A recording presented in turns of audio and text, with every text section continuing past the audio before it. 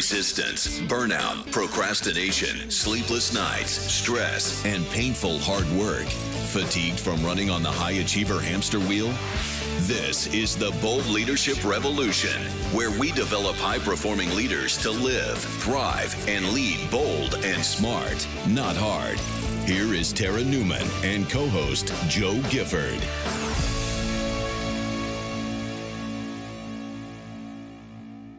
Hey, everybody. Welcome to episode 2 of the Bold Leadership Revolution podcast. And today we're talking about leading from the inside out and what the heck it is. And for the first time, I have my co-host with me, my business ride or die, the effervescent Joe Gifford. Welcome, Joe. Thanks, Tara. Effervescent. That's an amazing introduction. I've got to live up to that now. Sparkly and bubbly. All the way. And so some of these episodes, as you know from the introductory episode, are going to be solo, like a guided conversation. And others will be co-hosted this season, at least with Joe Gifford. And she is on my team. Joe is my content director. I've known Joe for 3 years. Yeah, long time now. 3 years. It's amazing how one person can become probably one of the most important people in your life and live on the other side of the Atlantic Ocean. I know. It's crazy, isn't it? It is. I love the internets for that. The interwebs is amazing that I found you. It really is. Yeah. And we're recording these a little out of order, and we kind of get into how Joe and I came to be together dating as life partners, to be business life partners in episode 3. So we're not going to get into that here, but we are going to get into leading from the inside out, what it is, what it isn't. We're going to maybe share some story and examples, and then we are going to leave you with 3 ways that you can start exploring this concept for yourself. How does that sound, Joe? That sounds awesome. Let's do it. Okay. So if you've ever heard the term leading from the inside out, or maybe this is a new term to you and you're thinking, what the heck is it? We don't understand it, right? For me, this is basically when you look at the term or the quote, as within, so without. Your life, your relationships, your business, your successes, and your failures are all a reflection of your inner world, your values, your beliefs, your mindsets, your stories, and your emotions. And what I think people don't realize is how much control and power they actually have over their life, their business, their successes, their failures, and that we are really the creators of our own destiny. We so are. And you know what just sprung to mind for me, Tara, was that we use the phrase lead your life all the time, but we really are leading in our lives. And that's something that we really shouldn't take for granted.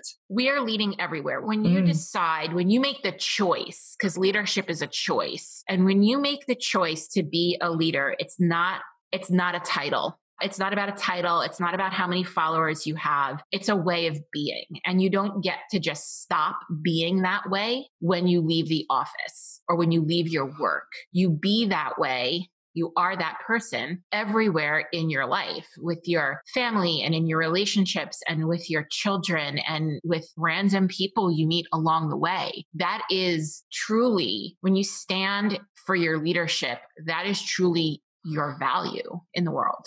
That is your impact in the world. So having an impact in the world, if we're talking about leading from the inside out, because this is something which I can kind of read and I would initially kind of think, okay, so leading from the inside out means what? It means it starts with me. Because I'm kind of vague on this one, Tara. So I'm kind of like a good person to kind of bounce off what perhaps the audience is thinking as well. Like, what does it mean?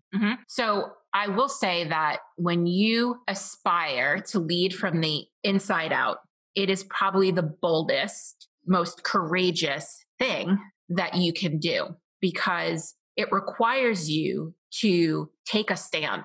It requires you to take a stand for the things that matter the most to you. It requires you to take a stand for stepping out of the noise and putting some blinders on and leading from your soul. Wow. So leading from your soul. I mean, that's no small thing. You know the quote, know thyself, right? That really applies here. It's when you're leading from the inside out, you're leading from yourself and the deep knowledge you have about you, who you are, what you desire, and what makes you tick as a human being. What I think of immediately there is, but I'm not perfect. How can I lead from my soul if I haven't got it all sussed out yet? But that's not the point, is it? No, it's actually not the point. And I'm so glad that you brought that up. So for me, the way I like to look at pretty much everything is that it's on a scale. Right. So if you have a scale and at one end of the scale, it's leading from the outside in. Mm-hmm. And then on the other end of the scale is what we're talking about, leading from the inside out. It's a path that we walk. It's like we're just each day moving closer and closer to that ideal of leading from the inside out. And some days we get it. And some days we screw it up, right? But the point is that we are consciously creating and cultivating habits that allow us to be intimate with ourselves, to really know ourselves and to make our decisions from that place. Right. So, and that makes total sense to me, Tara, because I think of the days when I wake up and, perhaps all the habits that I've put in place are working for me and I can feel that momentum, right? So maybe I've got up on time, I've showered, I've had time for meditation, I'm present with the kids, I'm eating the right stuff, I'm showing up for work in the right mindset. All that kind of stuff produces a completely different type of day and a completely different type of result because of all those micro choices. And I perhaps wouldn't, necessarily think of that as being leading, but it's leading my life in the right way, isn't it? It's leading you. Yeah, right. Yeah, and it's showing up. And I think we often think, what does showing up mean? Is it being visible? Is it like, how many followers do I have? And leading can feel like, well, I can't lead until I've got X amount of people on my Facebook feed or Instagram or whatever it is. But it's not, is it? It's in the micro. It is. And so one question that I get a lot is around influence, because leaders, if you're a leader, you have influence. So the question that comes to me often by people within organizations who might be younger, maybe they're millennials, they'll say, when I walk into a boardroom and there are people in there who have more experience than me, who are older than me. Right. If it's a female, they're like, and they're men, right? Like, how do I gain influence? Okay. And this is a perfect example of leading from the inside out, because if you can't influence yourself first, you can't influence others. Yes. And so the question becomes, how do I influence myself? And Tony Robbins has one of my favorite quotes around influence. He says, when two people walk into a room and there's rapport, the person who is most certain will influence the other. Yes. Now think about this. When you're sitting there with yourself and you've got ego going and you've got your true self going, you've got two people in the room. It's true. Yes. Who's going to be most certain? Who are you going to allow to be most certain in that situation? Ego or self? And that's how you create that influence. So when you can influence yourself, so when you can get yourself to a place of certainty, you then have influence, leadership over others. You can walk into a room and influence someone else because you've influenced yourself. Do you know what? I love that example. And I was in my head then, I was just comparing a situation where I was a young senior designer in an agency. So very different to how work is now. So I was a young professional leading a team and I struggled with that leadership and management because I was young and because I was managing people who were, perhaps my peers or even older than me. And I had to have a lot of coaching around that. And that example of the ego and the true self in your head, because I now work by myself, the influence is within. So it's the same situation. It's just, rather than managing or kind of, negotiating with external people, I've got that boardroom in my own head now. Yeah. And so when we look at the opposite of this, because it's always good when you're trying to understand a concept or a construct that you look at the opposite. Right. So if you were someone, I'm just going to think through this a little bit, but if you were someone who was leading from the outside in, right, you are letting outside forces dictate your inner world. You're letting outside forces dictate your beliefs, your mindsets, your emotions, your stories. You're very influenced by others. Okay. You are making decisions from a place of ego or fear. Right. you are most likely consuming a lot of content and you're cognitively overloaded because you're looking to the outside to fill you up. You're saying, I don't have the answers. I have to find them outside of me. When you're leading from the inside out, you know that you have the answers within you. Right. So it's that state, which I'm sure we all, sort of fluctuate to, don't we? Sometimes where we feel unsure about something, we look at what other people are saying or doing, feel like we should be doing something like that. And we feel that fear and it becomes an external pressure. Yeah. You're living in a constant state of FOMO and comparisonitis. That is the one. And I can certainly resonate with that from time to time. And I know it definitely is a state of fear, isn't it? And, when that happens to me now, I know that I need to have my default settings of step away from the news feeds, get into my state of flow, find my creativity, and then I reconnect back with, with who Joe is. And now I know that makes sense now, right? That you're leading from the outside in. And here's another one that might hit home for some people. If you're leading from the outside in, you're letting your not enough story, you're not good enough, you're not worthy enough story inform every action. And that's got a whole different set of outcomes, doesn't it, if it comes from that energy? Yeah. So this is that proving energy. This is that, where you're coming from when you execute on a plan, when you set a goal. So people who come from this place set goals that aren't their own. They tend to look around and see the goals that everybody else is setting. Yeah. And they're like, oh, I want to do that. Because I think some of the hardest questions to answer here when you're leading from the inside out are those questions that I kind of rattled off pretty quickly in the beginning, which are, who are you? What do you desire? And what makes you tick? You, not somebody else. What do you desire? Not what looks good to desire. Right. Because the power in just asking yourself those basic questions without applying all the shoulds and the external factors is just enormous. Yeah. And so really leading from the inside out is really a journey back to yourself. It's being in a place that is wholehearted. It's connecting with the vision that you have for your life. And I can't tell you how many people out there don't have a clear vision for what they want to achieve. They can't define success for themselves right now. And how can you, drive towards that if you don't know what it is? Yeah. And really understanding your why. These are some of those things that really start to define who we are. I was also just thinking about a really small decision, which kind of illustrates that as well. Kind of earlier on today, I was, working through some work tasks and felt real resistance against one and just felt like, this is something that I should get done this morning. It needs to get done.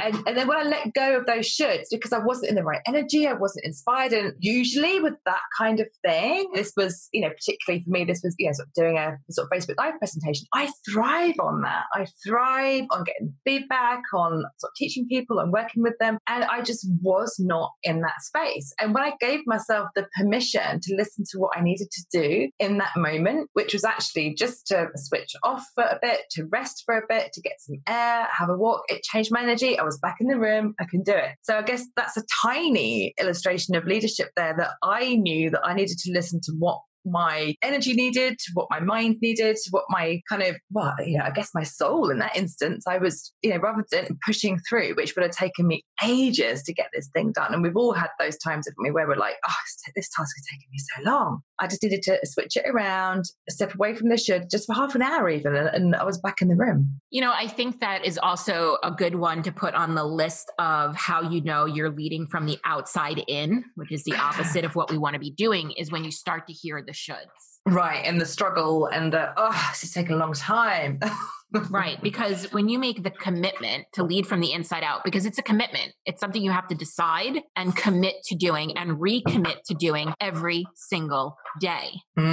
This is a practice that we do every single day. So I think sometimes the frustration comes when somebody goes, okay, I'm going to lead from the inside out. And they go through one of my group programs and we walk through this on a regular basis in a group program. And then they leave the group program and they lose that maintenance. Right. They lose that momentum because now they're not practicing these things every day on their own. I suppose we can read so many books or guides or kind of, ways to start your day or ways to be more productive and how to do this, that, and the other, and many of which are awesome. But you need to kind of cherry pick from these things what feels good to you. And you can only do that when you know what lights you up and and how you operate, I guess. I'm going to put a big, bold truth out there and say, you cannot content consume your way to leading from the inside out. Oh, I like that.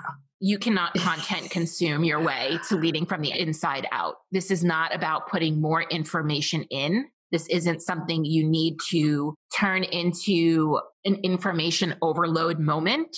This is about application, and this is about being, and this is about self-discovery. Because I think that the content consumption, the reading more, the taking more in is what a lot of us overachievers, the type A peeps, we're like, okay, well, that's fine. I can just educate myself into betterment, right? But this is not about that, is it? Well, you know what that is? That's a sign of resistance. Isn't it, though? It is. Yes, because you're not, I suppose if we're, and I'm just looking towards my stack of books on my desk as we talk, Tara, it's the kind of, the gut reaction is to think I can improve myself by reading more, by onboarding more information, because that's going to make me better. But that overrides the need to question, the need to listen to the stillness, and the need to go within, right? That's all more external validation, I guess. Yeah. I mean, the hardest thing that the hardest thing that my clients, audience, community struggles with as high achievers, as ambitious people, as go-getters, as I like, you're not even go-getters, right? Like they're go-getters. Yeah. Is that sitting in silence and staying in the room with what's going on in themselves, within themselves, in their body, because we feel our emotions and our thoughts. We feel them in our body. We feel them in our hearts. We observe them. They're confusing. It's incredibly confusing. Yesterday, I was sitting down and I was crying. And it was a combination of so many things. I had just been to my son's open house where his teachers were giving him such lovely acknowledgement. And I've had a couple of rough weeks with my daughter being ill and I'm a little behind and feeling a little about that. And I just sat down and I was like, I knew I just needed to let it go and I just needed to cry. And I'm sitting there crying and I'm crying happy tears and tears of joy and gratitude. Because the other thing was yesterday morning, my daughter kind of just skipped off to school, couldn't wait to get there, loved her teacher. I'm in so much joy and gratitude for these children and their educational experience that they're having. And it also triggers me to go back to my childhood and look at myself at that time. And I was crying in a little bit of sadness for the child that I was at my son's age at 12. And I was crying because I was feeling a little overwhelmed with making it through some of my tasks and having a sick kid for 2 weeks. And so I'm like, this is so confusing. So what I'm hearing there is that you literally felt all the feels and you let yourself do that. Yes. Yeah. Right. But do you know how long it's taken me to be able to do that? How long? Years. Right. I was that typical shove it down, don't feel it, don't feel the feels. Okay, so we numb it. Look, I've certainly done this. Oh yeah, numb it. However we can numb it, we numb that shit. We numb it with what? With food, with exercise. Oh yeah, we just swap addictions. Right. Yeah. We can drink it, we can eat it, we can workaholic it. We can exercise it. But that's like whack-a-mole, right? Because that's going to come back out. Oh, yeah. We're all addicted to something. So leading from the inside out then is when, rather than smacking down the whack-a-mole again, we're looking at it and going, what is that? I'm going to feel it. I'm going to be here in the room. In whatever shape that looks like. And if that means feeling all the feels and crying it out and feeling the tears and the fears and all of it, because that's how we move through it, I guess. That emotion is energy in motion, isn't it? We need to feel it, to acknowledge it and move with it. And I so wanted to pick up my phone and scroll my feed at that moment. I wanted to go straighten up the house. I wanted to be anywhere. Yeah. But in that moment of being with myself, but when you're in that place and you're being intimate with yourself, right? At that level, you learn so much. And I sat there, and instead of saying like, get it together, Newman, like this is a shit show or you're a hot mess, right? Like I didn't negative self-talk, right? I didn't judge myself. I'm like, this is confusing. Like I just acknowledged it, right? Like I just gave it a name. This is confusing. I feel confused. I'm not even sure what I'm feeling right now, and it's okay. And that's a really mindful way of looking at it, isn't it? It's literally like we would in meditation, letting, those thoughts and feelings be without making them mean anything. Right. And so when you accept the challenge to lead from the inside out, when you make that commitment and when you make that recommitment every day, what happens is you change. You transform, you experience that exponential growth that so many high achievers are looking for. And then there's a ripple effect, because then the world around you starts to change because you just show up differently. You talk about different things. You share yourself more vulnerably. You are more empathetic. And you show yourself because you know yourself though, don't you then? Because if you're overriding it with the shoulds and the consumption of all the books and all the things and the external validation, then you don't know yourself. You're taking on board other people's selves. You're taking on board what they are saying, what they are sharing, all that stuff. And rather than using that in a way that's constructive, because I believe that learning is amazing and it is something that I do every day. And, I believe it's a huge part of our experience to grow. But having that space to go within is so important. And, that's something that I see whenever I sort of share something. And in fact, just this morning, Tara, I was having that, that sort of moment where I was feeling kind of overwhelmed and all the shoulds, and I stepped back and I shared a sentence on Facebook and just said, today my goal is to underachieve. It's to stay with flow. It's to be creative. It's to be present. And I shared it. And when you share something like that, that's what people resonate with and what they hear, and what they want to hear from you, because that is that kind of holy grail of the authentic self, which we often think, what is that? It's exactly that, staying in the room and talking about being in the room.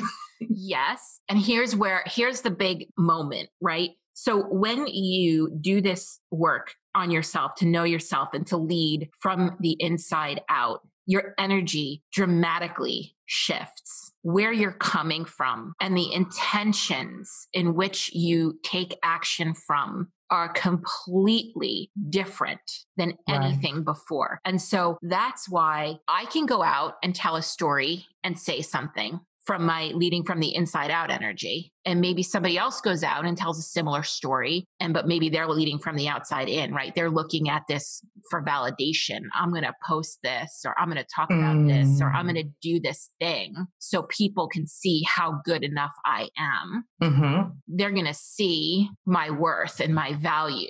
I'm going to prove to them that they should hire me. And then what happens is you get a very different reaction, or the people that you attract to you mirror that energy. And then you don't realize why you have people working for you who you can't stand, or you have clients who are making you nuts. So what I want to do, this is too, like, people come to me. I work with a lot of teams, a lot of entrepreneurs who have teams, or a lot of executives who have teams. And they'll come to me and they'll say, I've got a problem with so-and-so. They are, doing X, Y, or Z. Or I had somebody come to me and they said, I just don't know what to do with Sally, not using the right name, but, with Sally, because she's always overwhelmed, and we get it sorted out. And then within 3 days, she's back in my office and I need to reprioritize for her because she's overwhelmed again. Right. Who else do you know that feels that way? Right. So that's like a reflection of what's going on within us. Yes. Yeah. And I'm like, well, that's really you. That's how you feel. So of course Sally feels that way. Got it. So when, for example, you shared that illustration just a minute ago, and we see this a lot in the online business space, right? Where, it's so easy to plagiarize or to, collect ideas from other people. And, I think if you are coming from that fear space, you try and think, well, that's working over there for them. I'm going to kind of repackage that idea over here and put it out as mine. And, whilst everything is a remix, we all, sort of remix thoughts and ideas. If you are directly appropriating from a place of fear, the reaction and the clients you get from that will be super different from if you are coming from a place of leading from within, attracting and magnetizing the right people. 100%.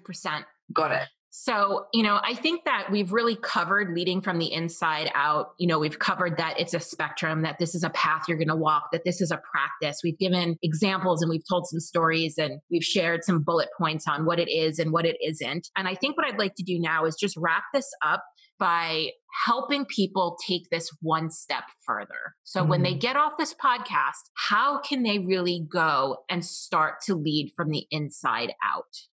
And, this is a whole body of work, right? There's so many things that somebody can go do. But what I really want to focus on is helping people identify who they are, what they desire, and what makes them tick. And by creating awareness and consciousness around those questions. And I want to give 3 tools that they can use to do that. All right. And these are 3 tools that have been incredibly helpful to me and continue to be helpful to me, things that I rely on every day to create awareness and consciousness, because that's enough.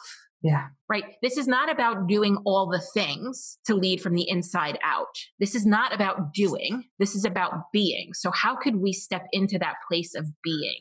And I'll say right now, a journal always helps. Having a place to just kind of document what's happening for you, what you're feeling, what you're thinking, even if you do nothing with it, is enough. That we can't underestimate that power of awareness. It's the first step to behavior change. So here are 3 things. And I know, Joe, you're going to jam in here with me on this. So the universal mirror, right? Okay. When you are in a relationship, when you are talking to somebody and they're saying something to you that's maybe you find offensive, off-putting, challenging, you disagree with, right? This is a mirror for you.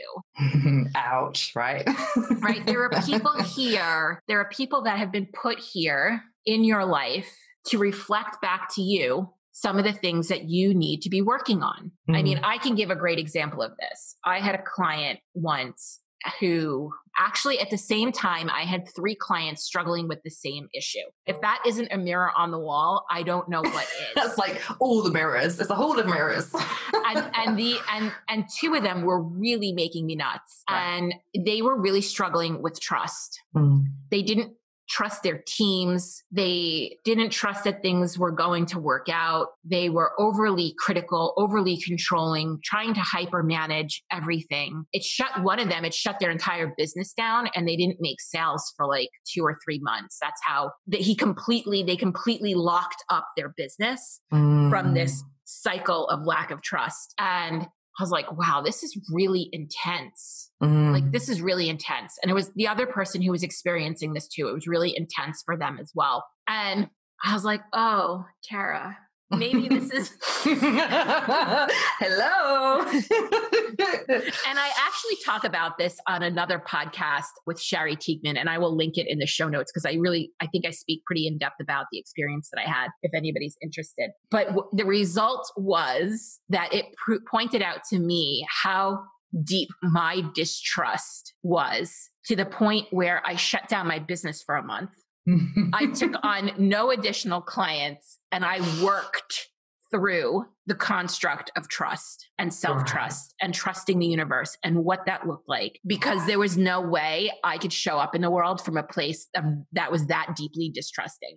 Yes. So you managed to realize that was a hall of mirrors. It's all pointing back on you. Oh yeah. And you're like, right, okay, I need to work through this. Now, is everything a mirror? No. Right? Some people just say things that get us upset. And I'm sure that there are spiritual people that would really disagree with that and say, yes, everything is the universal mirror, right? I'm saying a lot of it is. You don't even realize, you're like, this isn't a mirror for me. She doesn't know what she's talking about. And then maybe 2 weeks later, you're like, yeah, it comes up. So just be patient with it. Be present to it. If you start to be getting these messages, be radically curious about what's your relationship with someone else is highlighting to you, and write about it, journal it down, just jot it down so you could be present to it. And as soon as you create that consciousness around it, it often releases. So that's one, the universal mirror and how our relationships kind of act like that. And the second one for me is judgments. All judgment is self-judgment. Ooh, that's powerful. Yeah. All judgment is self-judgment. So this comes in really helpful when you're feeling judged by someone else, because you can acknowledge and release that their judgment of you is really self-judgment, that this is something that's going on for them that they're projecting onto you. But the other thing to do is that when you start judging somebody else, and listen, sometimes you just need to get on your judgy judge fest, right?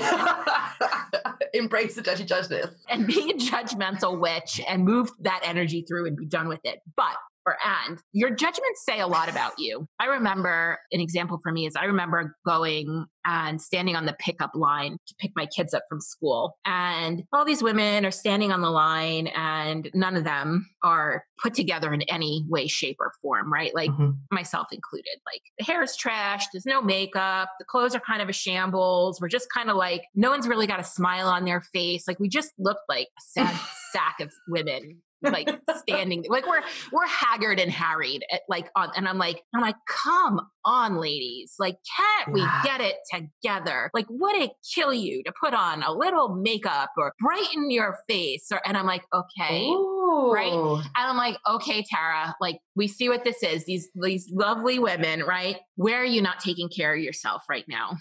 Right. Where are you not showing up in a way that feels presentable and bright and alive, right? Because that's basically what I'm saying is like, we all look like a pool of dead fish. Right? So like, where am I not showing up from a place of liveness and vibrance? And, you know, it had nothing to do with makeup. It had nothing to do with clothes. It had nothing to do with any of that stuff. You know, judgment is such a theme for parenthood as well, isn't it? Because the kind of example that I had in my head was when I had the girls, when I had my twins. And of course, as soon as you have babies, everyone has an opinion. And I remember at the time, whenever someone, would have you should be doing this with them, you should, help them sleep this way or feed them this. I just remember thinking every single time, because it drove me nuts. I remember thinking, that's what you're saying to yourself. That's your point of view. That's your judgment for yourself. I need to let go of that sort of thing. And parenthood is such a kind of judgment arena, isn't it? As you're saying, right from the school run to the bake days to the parties, to like everything is such a good vehicle for judgment.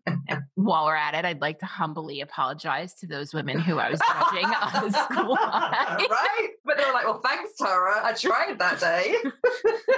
It had nothing to do with them.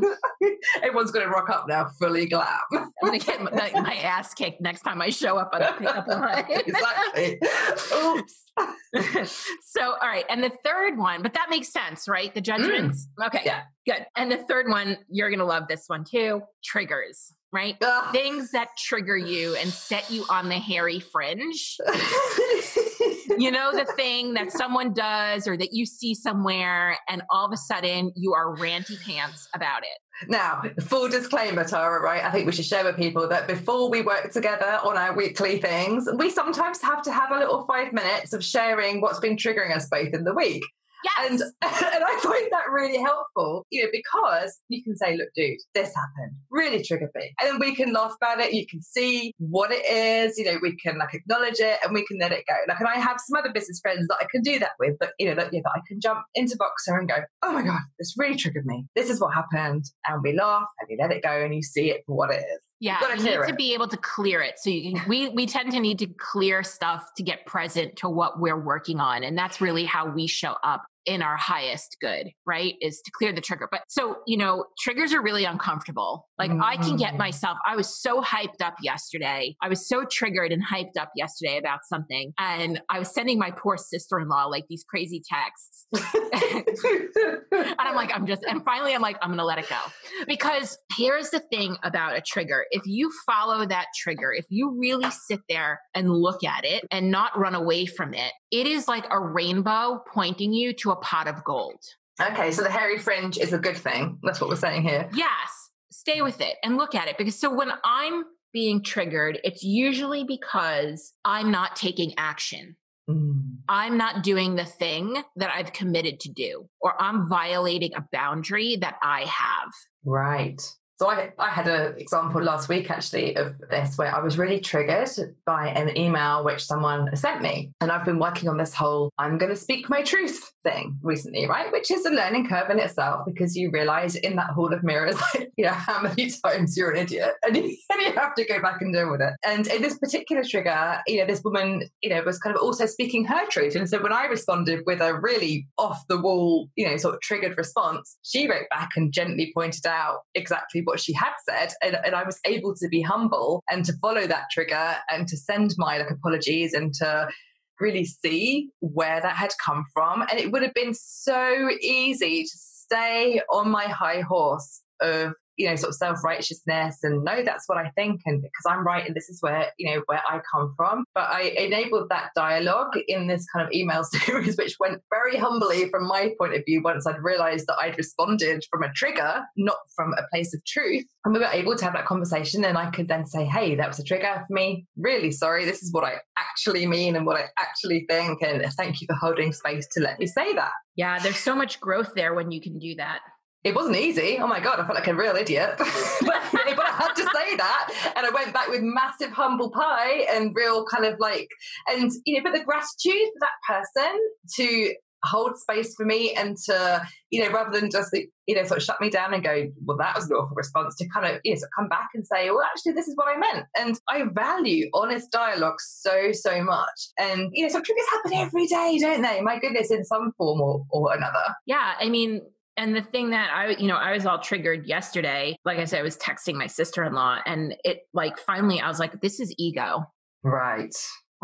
And I don't do this. I don't operate from a place of ego, but I was getting really in my ego and needing to be right and needing to control the situation. And I was like, okay, right. This is against a value of mine. That's why, I don't do this. I need to let that go. And following those triggers allows you to learn more about yourself, allows you to learn more about who you are. These things allow you to understand what you desire. So growth can be really humbling, right? In those examples, it's not pretty to realize that we're operating from a place of ego or that we're responding from a trigger. And it's not just to sort of say that it's that, once you decide to lead from the inside out, that you're suddenly going to be all singing, all dancing with unicorns and rainbows. This is some work, and it is a practice. It's a mindful practice. Oh yeah. That's why I said that this is the most bold, courageous, intuitive thing that you can do is to lead from the inside out. So I think we did pretty good. We did. We shared that we show up with some triggers, Tara. We have apologized to those women in the school line. But I want to hear what people think about this as well. So guys, share with us on the Facebook page, on Tara's Facebook page, which will show the Bold Leadership Revolution, right? Yes, the Bold Leadership Revolution Facebook page. Come on over, comment on the episode, share with us your thoughts. Don't forget to download the notes sheet that goes along with each episode to help you process through and take action on the things that we talk about on these podcasts, because this isn't more information. This is about transformation. If you take each podcast episode and you use that note-taking sheet and create some awareness and take even one single action, you will be a better human being. You will be a better leader, and you will have greater impact in the world around you. So what do we need them to do next, Joe? We need them to right? We want you to subscribe. Subscribe away and, and share with people who would love this podcast episode and the other podcasts in the season. Subscribe, share. And review us. Oh, yes. We want to see the reviews, peeps. We want to see the reviews. Yeah. I'm so excited to be getting this feedback and the reviews to really make this podcast the best learning tool for you and a great listening experience. So please, please, please review so we can make any kind of improvements or we can keep doing what we're doing. And when you review and subscribe and share, you help other bold leaders find this community. And there is nothing that I want more than to build a giant community of bold, badass, and ballsy leaders. 100%. And guys, we've shared here some raw examples from ourselves of what that looks like of, when leading from the inside out goes wrong and what it feels like to lead from the outside in. So if you have some takeaways from this episode, then make sure that you share them on the Bold Leadership Revolution Facebook page, because we want to hear, you are part of this conversation as well. Very, very much so. It's all about you. So we want to hear, what's been your takeaway from this episode. All right. Awesome. And Joe and I will catch you in the next episode. Thank you for tuning in to the Bold Leadership Revolution podcast. This episode has ended, but our work continues online. Head over to theboldleadershiprevolution.com, where you'll find links to any resources mentioned in today's episode, along with other valuable tips and information that will help you lead bold. That's theboldleadershiprevolution.com.